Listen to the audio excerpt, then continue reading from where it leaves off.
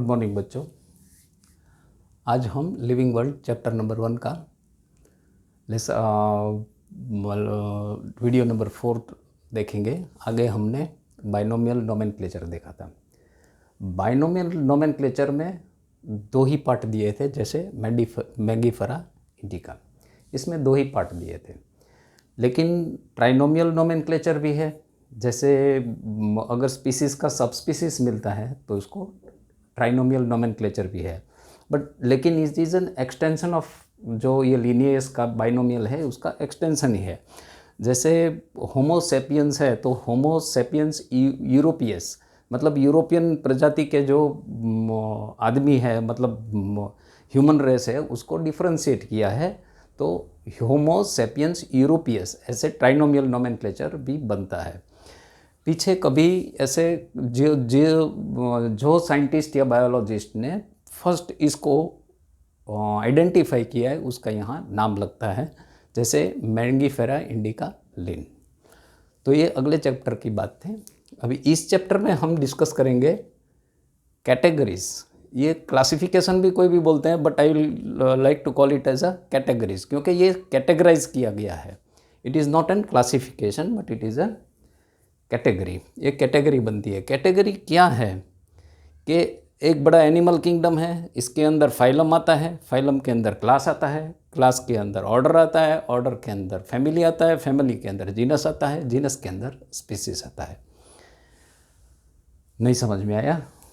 Feel नहीं आया? Okay, अभी देखते हैं कि क्या है। कि देखिए, हम एक एग्जांपल से ही स्टार्ट करते हैं कि जैसे टाइगर है तो उसको टाइग्रिस बोलते हैं, टाइग्रिस बोलते हैं। फिर लायन है, इसको लियो बोलते हैं। फिर लियोपार्ड है, उसको पार्डस बोलते हैं। ये इसका बायोलॉजिकल नेम है। ये सारे स्पीसीज है, वो एक जेनेरा में आता है। वो कौन सा जेनेरा है? वो है पैंथेरा।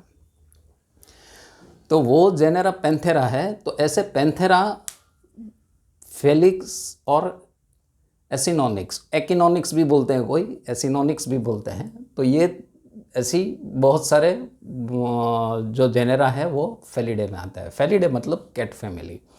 ये बहुत सारे जेनेरा है, वो बन के एक जेनेरा बन के फैमिली बनाती है।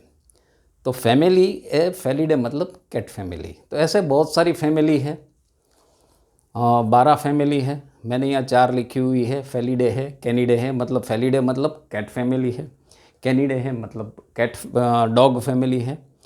ये यूरिसिडी फैमिली है, मतलब जो भालू बियर वाली फैमिली है। फिर मंगूस वाली जो है वो हेर्पिस्टेडी फैमिली है। तो ऐसे बहुत सारी फैमिली मिलके एक कार्निवोरा बनाती है। मतलब ये फैमिली से हम ऑर्डर में चले गए। तो ये सिमिलर टाइप ऑफ कैरेक्टर है। वो क्या कैरेक्टर है कि सारे कार्निवोरस है। अभी ये कार्निवोरस भी हो सकते हैं, इंसेक्टिवर्स भी हो सकते हैं। तो ऐसी बहुत सी सारा ऑर्डर मिला के ऐसे 26 ऑर्डर है टोटल। मैंने यहाँ पे 12 है, ये 26 ऑर्डर है। तो कार्निवोरा मतलब जो फ्लैश खाते हैं वो, इंसेक्टिवोरा माने जो इंसेक्ट खाते हैं वो, मार्सुपियल मतलब जो पाउच लाइक एनिमल है, जैसे कैंगरू है वो है। फिर इसमें एग लेइंग मैमल्स भी आते हैं, बहुत सारे आते हैं, 26 है टोटल। तो ये सारे क्लास मिला के फिर आगे ऑर्डर मिला के फिर क्लास में चले जाते हैं। और ये सब जाते हैं ऑर्डर मिला के हम चले जाते हैं मेमेलिया में। मेमेलिया माने जो बच्चे देता है वो। फिर ये मेमेलिया है, फिर रेप्टेलिया है, ये सारे कॉर्डेट्स वाले, मतलब जिसके नोटोकॉर्ड है पीछे, ऐसे कॉर्डेट्स बोलते हैं उसको। तो ये सारे फाइलम कॉर्डेट्स में चले जाते हैं।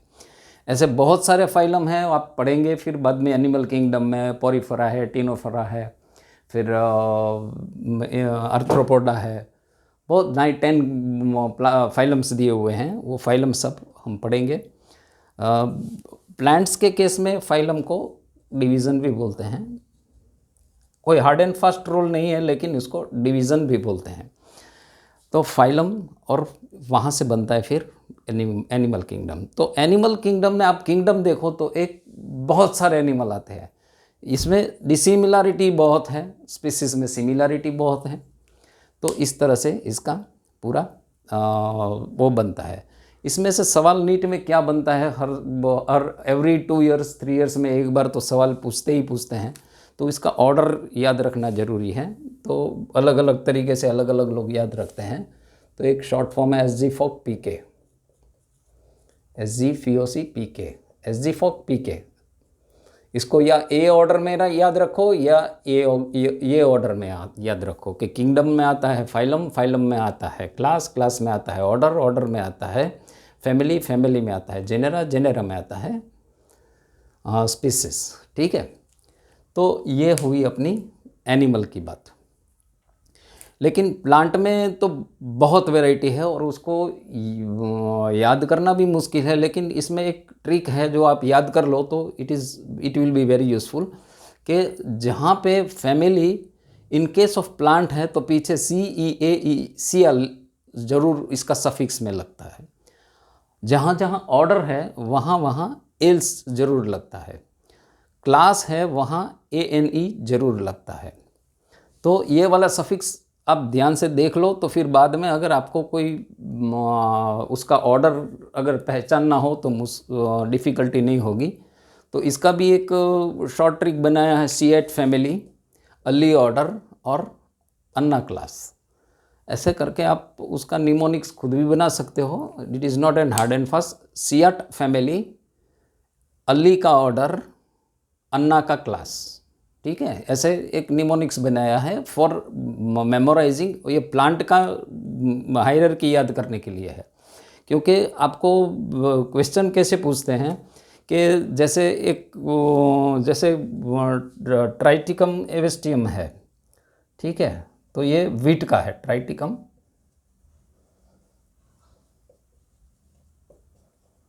तो इसका आपको उलट सुलट करके मतलब डिसऑर्डर करके 4 ऑप्शन डाल देते हैं और फिर आपको एक रेगुलर ऑर्डर में लगाना है। तो रेगुलर ऑर्डर कैसे बनेगा वो इसके लिए आपको ये ज़रूरी है। तो ये आता है किसमें, इसका जेनेरा है ट्राइटिकम, एवेस्टिकम इसका स्पीसीज है, मतलब ये वीट है, ये बायोलॉजिकल नेम ऑफ वीट है। ठीक है, फिर POA पोएलस फैमिली, पोएसिया फैमिली है, POA पोएसिया फैमिली है। फिर पोएल्स फैमिली, पोएल्स ऑर्डर है। फिर क्लास है मोनोकोटिलिडन, डायोकोटिलिडन। और फाइलम डिवीज़न में एंजियोस्पर्म, मतलब जो फूल रहता है उसको एंजियोस्पर्म्स बोलते हैं। जिसमें फूल नहीं रहता है, पत्ते नहीं, फूल नहीं रहता है, उसको जिम्नोस्पर्म बोलते हैं। मतलब नेकेड, जिम्नो मतलब नेकेड। तो जिम्नो जो होते हैं उसमें फूल नहीं लगते हैं, डायरेक्टली सीड बनती हैं, उसको जिम्नोस्पर्म्स बोलते हैं। तो इस तरह से आपको एनिमल्स का भी प्लांट्स का भी क्लासिफिकेशन, कैटेगराइजेशन देख लेना है। इसमें सवाल कैसे बनते हैं कि ये इसको POC को पहले डाल देते हैं, पोएल्स को बाद में डाल देते हैं, मोनोकोटिलिडन को आगे डाल देते हैं। फिर एक रेगुलर अरेंजमेंट का एक ऑप्शन रहता है, उसमें से आपको सिलेक्ट करना रहता है। तो ये हुई अपनी कैटेगराइजेशन की बात। अभी हम इसका थोड़ा हिस्टोरिकल बैकग्राउंड भी देख लेते हैं, क्योंकि हिस्टोरिकल बैकग्राउंड में एक 2 बार पास्ट में, बहुत साल पहले PMT में जब हुआ करती थी, प्री PMT में क्वेश्चन पूछा है। तो ये 3 अपने इंडियन कंट्रीब्यूशन में चंद्योग्या उपनिषद है। तो चंद्योग्या उपनिषद में कंट्रीब्यूशन है, उसमें क्या है कि उसने 3 कैटेगराइजेशन ऑर्गेनिज्म का किया है। जीवजा, जीवजा माने जो पैदा होता है उसको जीवजा बोलते हैं, मतलब बर्थ जिसका होता है। अंडजा माने जो अंड से निकलते हैं, मतलब जो अंडे से निकलते हैं उसको अंडजा बोलते हैं। जीवजा माने जिसका बर्थ होता है, रेगुलर बर्थ होता है, इसको जीवजा बोलते हैं। इसको हम इसमें मैमेलिया बोलते हैं। और उद्भिजा मतलब जो स्प्राउटिंग होता है, मतलब ज़मीन से जो अपने आप निकल जाते हैं उसको उद्भिजा बोलते हैं। स्प्राउटिंग होता है, मतलब अगर दाना डाल दिया तो अपने आप स्प्राउट होके बाहर निकलता है, उसको उद्भिजा बोलते हैं। ये है चंद्योग्या उपनिषद में इसका जिक्र किया हुआ है। फिर सुश्रुतस्मिता में उसका स्थावर और जंगम मतलब मूवेबल एंड इमूवेबल ऐसे इसका उल्लेख किया है। और पराशरा जो हमारा एक पुराना ग्रंथ है पराशरा, उसमें एक और द्विमूत्रिका मतलब मोनोकोटिलिडन एंड डायोकोटिलिडन इसका जिक्र किया हुआ है। ये है अपना इंटर इंडियन कंट्रीब्यूशन। तो अभी बार का कंट्रीब्यूशन में देखिए तो फर्स्ट स्टार्ट किया था हिप्पोक्रेटिस ने, लेकिन उसका कंट्रीब्यूशन इतना नहीं है कि ये सब उसने डिविजिबल किया था। फिर आया एरिस्टोटल का, तो एरिस्टोटल ने भी बहुत बेसिकली उसको कैटेगराइज किया था कि श्रब्स है, हर्ब्स है या बड़े प्लांट है, फिर एनिमल्स है तो वाइट ब्लडेड है, रेड ब्लडेड है, ऐसे उसने बेसिक जैसे उसको बोलते हैं आर्टिफिशियल टाइप ऑफ कैटेगराइजेशन किया था। तो इसका भी इम्पोर्टेंस इतना ज़्यादा नहीं है, लेकिन ये सारा जो कार्य है वो किया है कैरोलस लिनियस ने। तो ये जो कैटेगराइजेशन या टेक्सोनॉमिक कैटेगरी जो बनाई है वो कैरोलस लिनियस है। और उसकी दो किताब सिस्टमा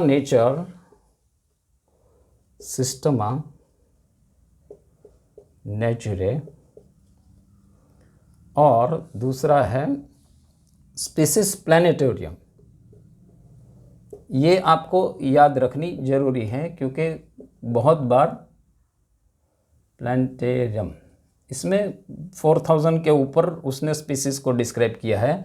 और सिस्टमा नेचर में ये सिस्टमेटिक्स के बारे में उसने बताया है। ये है कैरोलस लिनियस, कोई लिनियस भी बोलते हैं, कोई लिनियस भी बोलता है। तो ये कैरोलस लिनियस का ये कंट्रीब्यूशन है। और बेसिकली ये जो हम स्टडी करते हैं वो कैरोलस लिनियस का ही स्टडी करते हैं और किसी का स्टडी हम ये नहीं करते हैं। तो ये हुई हमारी आज टेक्सोनॉमिक कैटेगरी की बात। तो ये हर एक को हम टैक्सॉन बोलते हैं या कैटेगरी भी बोलते हैं। तो स्पीसीज एक टैक्सॉन बना हुआ, जेनस एक टैक्सॉन हुआ, फैमिली एक टैक्सॉन हुआ, ऑर्डर एक टैक्सॉन हुआ, क्लास एक टैक्सॉन हुआ। इस तरह से ये टैक्सॉन भी बोलते हैं, उसको कैटेगरीज भी बोलते हैं। इसमें से हर 2 या 3 साल में एक बार क्वेश्चन आता है। आइदर इसको ये ऑर्डर को अरेंज करने के लिए आता है या किसी एग्जाम्पल को दे देते हैं और एग्जाम्पल का फैमिली है, उसका ऑर्डर है, क्लास है, सब का लिखा रहता है और उसको आपको एक बेसिक ऑर्डर में लिखना है। तो ये बेसिक ऑर्डर याद रखने के लिए SG FOP PK है या इस तरफ से याद स्पीसीज है, जेनरा है, फैमिली है, ऑर्डर है, क्लास है, फाइलम है, किंगडम है, इस तरह से याद रख लीजिए या इस तरफ से याद रख लीजिए। किसी भी तरह से एक असेंडिंग या डिसेंडिंग कैटेगरी में आपको याद रखना जरूरी है क्योंकि इसमें से एक क्वेश्चन तो जरूर हर टाइम में एक तो फंसता ही फंसता है कि या आपको कोई स्पीसीज दी जाती हैं, जेनरा स्पीसीज, और उसके बेसिकली फैमिली, ऑर्डर वो सब दिया जाता है, उसको एक रेगुलर वे में अरेंजमेंट करना रहता है, या तो डायरेक्टली इसको भी दे देते हैं कहीं बार। इट डिपेंड्स, एग्जामिनर का कैसा मूड है उस पर डिपेंड करता है। तो ये आज हमारा टेक्सोनॉमिक कैटेगरीज वाला पार्ट ख़त्म हुआ और आज हम एक एक्स्ट्रा में मैं हर टाइम बताता हूँ। तो इसमें आज मैं एक स्पेशल बात बताऊँगा आपको कि सेक्स डिटर्मिनेशन जो आपका बेसिक टॉपिक रहता है सेक्स डिटर्मिनेशन का। तो सेक्स डिटर्मिनेशन होता कैसे है? सेक्स डिटर्मिनेशन अपने ह्यूमन में तो आपको पता है कि 2 सेक्स क्रोमोसोम रहते हैं, XX और XY। तो मेल के पास XY होता है तो ये इसको बोलते हैं हेटेरोगेमी, मतलब इसको बोलते हैं मेल हेटेरोगेमी। ये आपको जेनेटिक्स में पढ़ाया जाएगा, मेल हेटेरोगेमी होता है। ऐसे फीमेल हेटेरोगेमी भी आता है। तो ये जो मेल हेटेरोगेमी है ये ग्रास हॉपर में मिलती है, ग्रास हॉपर में मिलती है।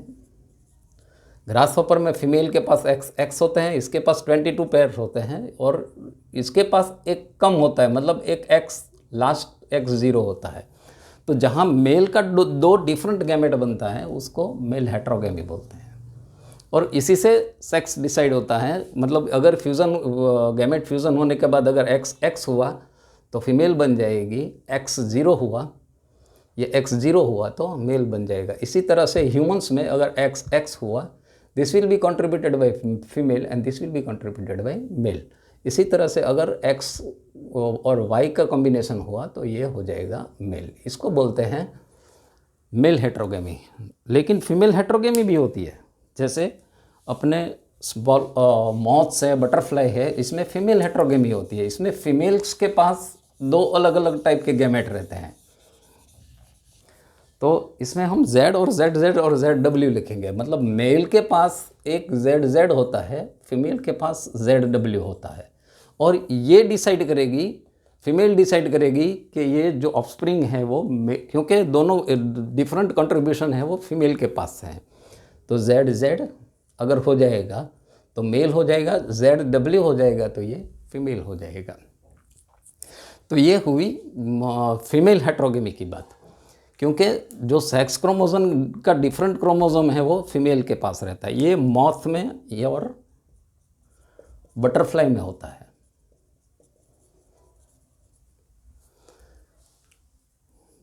तीसरा पार्थेनोजेनेसिस भी है, लेकिन ये बहुत डेप्थ में नहीं जाएंगे हम। लेकिन एक पार्थेनोजेनेसिस भी है जहाँ पे वो फर्टिलाइज ही नहीं होते एग्स और डेवलप हो जाते हैं। जैसे बीज में मैंने आगे बताया था एपीज में कि जो अनफर्टिलाइज्ड एग्स होते हैं वो मेल हो जाते हैं, उसको मेल ड्रोन्स बोलते हैं। और टेम्परेचर भी डिसाइड करता है। जैसे क्रोकोडाइल है और लिजर्ड है, क्रोकोडाइल और लिजर्ड। टॉर्टोइज में एब्सोल्युटली उसका उल्टा होता है। ये पूरा रेप्टाइल फैमिली है, लेकिन क्रोकोडाइल और लिजर्ड में अगर एग का इंक्यूबेशन लो टेम्परेचर पे होता है या हाई टेम्परेचर होता है तो उसके ऊपर से उसका सेक्स डिटर्मिनेशन होता है। और एग्जैक्टली इसका रिवर्स टॉर्टोइज में होता है कि अगर एग्स का इंक्यूबेशन मतलब उसको जो अंडा के ऊपर जो फीमेल या मेल बैठते हैं उसको अगर डिफरेंट टेम्परेचर के इंक्यूबेट करते हैं तो वो उसका सेक्स डिटरमाइन होता है। तो ये आज का हमारा लेक्चर ख़त्म हुआ। आशा रखता हूँ आपको पसंद आया होगा। तो अभी नेक्स्ट 5th लेक्चर में मिलते हैं। Thank you very much.